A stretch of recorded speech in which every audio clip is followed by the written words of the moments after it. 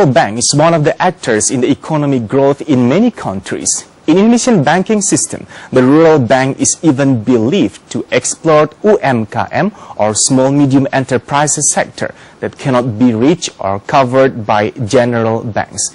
You're watching Economic Buzz, one talk show that brings you all business matters and policy, the economic and social issues, and analyze the Indonesian market to help you to make the right step for your capital investment.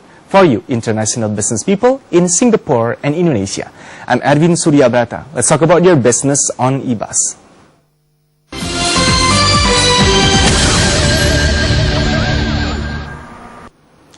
Rural Bank or BPR is important part of financial service industry in Indonesia. Their pivotal role on lending to SMEs in the rural area makes their existence is very strategic to rural development as well. Here is the report for you.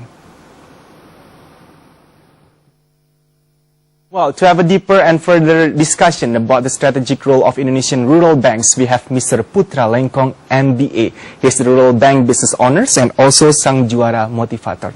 Thank you so much, sir, for your time. Maybe we have to wait for the technical problem saying after the report can be displayed for all of us here. Speaking about the strategic role of Indonesian rural banks, first of all, we have to give the business viewers a good understanding first.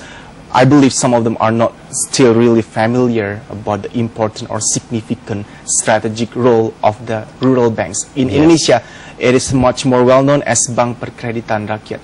What is actually rural banks on your perspective?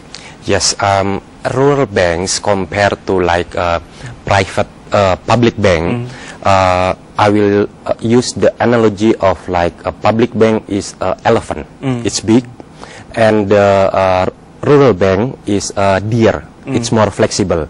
So, like for example, there are some rules we cannot use. We cannot do it in rural banks, but we can do it in public banks. I see. So, for example, we have different banks. We have different bank, and I have a checkbook. So if I give, I pay to you using my checkbook, and you can you can take the checkbook and you can cash in your bank, and the money go through your account. We can do that in the public bank, but we cannot do that in a rural bank.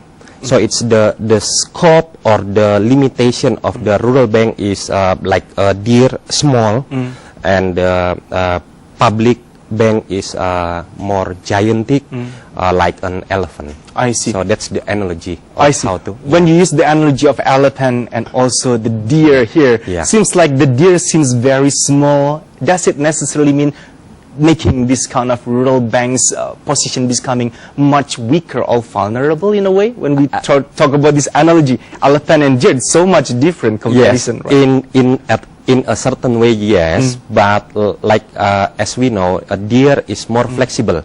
So when we say about rural bank, we can easily touch, we can easily communicate with the community or the society around surrounding us. So in a certain way, yes, we have that kind in terms of resources. We don't have resources like a public bank, but in rural bank, yes, we are more flexible, we are more close distance to our customers. So that's the strength of the rural banks. Before the show, we talk about this a lot when we talk about the customer here, the market segmentation of the bank. Let's talk about banking industry in general first. Is it right that Indonesia, as the developing countries, we still have many untapped market potency when we talk about people using or accessing the financial institution called bank, either in the conventional and probably later on the rural banks as well? Yes, in general, we still have lots of customer there, which is, we said, is untouchable or unbankable. Yes, and we in rural bank, we noticed that there are still lots huge markets for these customers. That's why we are in this business. We look at that opportunity, and we go and we focus on that blue ocean market, that huge market there. Yeah. So there are still a lot of potential there, and in general, say every year there are 20% growth in this kind of rural banks growth. So yes, I like it when you use the word blue ocean. Ocean means something really fast. Like a lot of things can be grabbed when we talk about the opportunity. The thing is, as the business people also, I would like to ask your angle about, would it be challenging also in understanding Indonesian market characters in terms of the banking service? Yes, the characteristic in each region is differ one to another. Really? In each region. Yeah. So basically, I have my own in North Sulawesi, which I'm confident enough to build the business there because we know the characteristic. Yeah, but the things is there are lots of challenges doing this business because it's related with debt to our society.